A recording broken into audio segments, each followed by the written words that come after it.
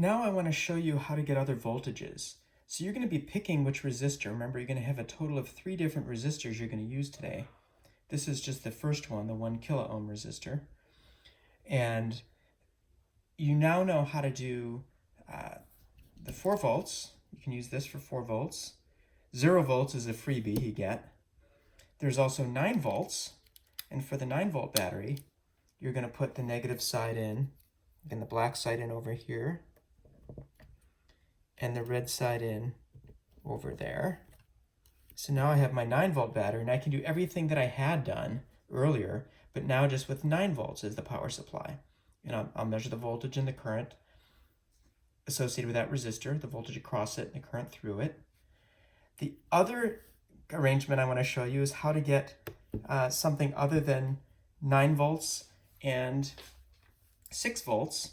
I showed you 1.5 volts. You can do that. It's a little bit of a, I call it a kludge, where you're kind of putting an extra wire in there. So you got 1.5 volts, you got 6 volts, you got 9 volts. I'm going to show you how to get 15 volts. That is basically putting the 9 volt battery and the 6 volt battery together. So I'm going to put all of my batteries back in my battery holder, put them in correctly, make sure the plus side is on the negative and the plus, I'm sorry, doesn't make sense. Make sure that the flat side of the battery, which is this is the flat side, that goes on the spring. So the plus side goes away from the spring and all of the battery compartments.